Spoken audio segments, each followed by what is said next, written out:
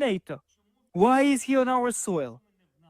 If we're not in NATO, and America says that we are not ready to take Ukraine to NATO, then Putin must fully retreat from our territory. That is logical. Can you make sense of that for me? No, absolutely not, because what he's ignoring is, well, he has outlawed opposition and banned and jailed opposition political opponents, banned opposition political parties, shut down opposition media, shut down the canonical church, the East Russian Orthodox Church, and replaced it with something else. It followed up on implementing laws to quash the ability, the rights of citizens of Donetsk, Luhansk to speak Russian, and to attack their cultural heritage, and to deny the use of Russian language throughout, even though Zelensky himself grew up speaking Russian.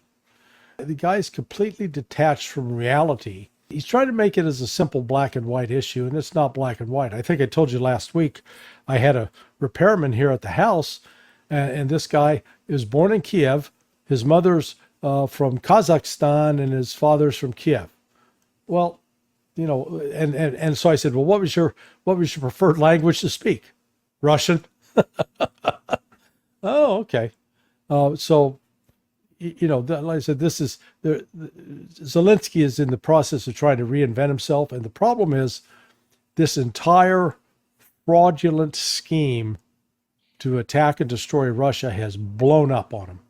This was conceived in the West and executed with Ukraine as a willing proxy, and it is now completely imploding. Well, now let me ask you a question on that direction there, because when you put all the pieces together, and we're talking like not just the 3 years of the war, but maybe let's just go back 7 or 8 months before that started, when Zelensky first made that law that said that the Ukraine side would recover all of its lost territories, to include Crimea, by force if necessary. That's kind of what started the clock here. And I think it was March 21st of 2021. And it was shortly thereafter, almost immediately thereafter, that Putin first started building up forces outside of the border. So all of those things have carried on since then. You have Zelensky, who's basically, you know, been begging for stuff. He's been wanting this. He's been wanting the West to do that, air cover and stuff at the beginning. He wanted a air canopy over his country provided by the West, etc. All these things he kept asking for and never got. It really is starting to look like that he was never anything more than just a useful idiot, and that he was playing his role happily all the time, but it was always pulled outside of the country. How do you see that? Oh, yeah. No, absolutely. He when you go back and look at the platform that he ran on as a presidential candidate, I mean, I remember at the time saying, boy, I hope this guy wins. He'll be a refreshing change in Ukraine, because he was coming off as a fresh face, as honest and sincere about ending the war with Russia. And instead, once he's in, it's double down time. Because really, he was a puppet, and he was just as he was before he became. This was simply a new role. He was a comedian. He was an actor. He just got hired for the biggest role of his life, to pretend to be Fidel Castro in Kiev. You know, a shorter Ukrainian version of Fidel Castro, one who preferred cocaine over cigars. And as a result, he has led this nation into utter economic and demographic disaster. Because the estimates now, and I know that Doug McGregor is pretty confident that the numbers are close to 1.2 million dead, which I think is not out of the box. I think it's right on target.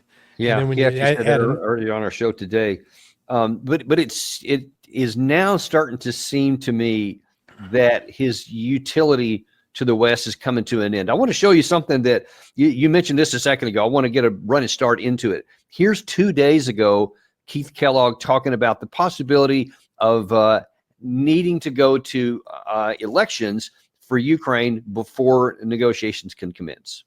I think what's happened when you talk about like elections, it's, you know, and it's in their constitution. They can't have an election. They're the Ukrainians until the war goes to at least a ceasefire. And long term, it's going to happen. I believe it's happening. But both sides are going to have leaders. You're going to deal with Zelensky. You're going to lead with Putin. I know Putin has made the comment, well, he's illegitimate leader. Well, that's not his call. That's the Ukrainians' call. Yeah. But both sides are going to have to give a little bit. And that's the way negotiations work. And I think both sides will give a little bit. Zelensky has already indicated he's softened his position on land, and Putin's going to have to soften his positions as well. I mean, it can't be one way or the other. The Western world won't stand for it. Okay, well, I want to. Yeah. I mean, God, he's so full of crap. Well, I mean, but I want to focus because of something that's going to happen subsequent to this. I want to focus. He said Putin says that Zelensky is illegitimate. He didn't dispute that. He just said, well, that's what it is from his perspective. He didn't say no to it, but he kind of left it open. And then, of course, he says this ridiculous thing about it's against the Ukrainian constitution. Obviously, it's not. It's why would anyone put in their constitution? If our country is invaded during a time of war, we won't hold elections, whatever. That's what he said on the 2nd of February. This is in Politico today where it's changing. Not that one, Gary. That's the Ukrainian response.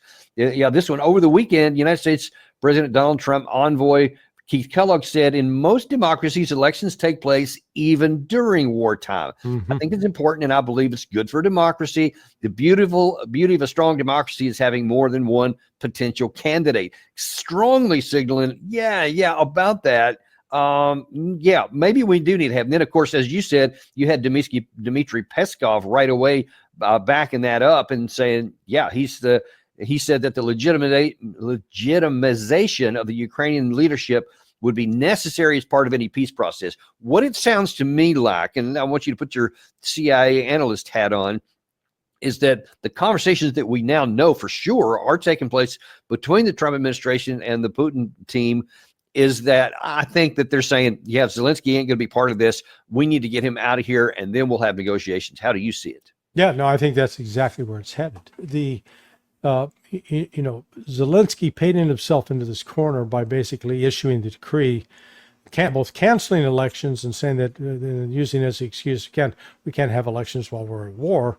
And many of the propaganda mouthpieces in the West repeated that nonsense, forgetting the elections of Abraham Lincoln in the Civil War, the elections of Woodrow Wilson during World War I, the election of Franklin Delano Roosevelt during World War II.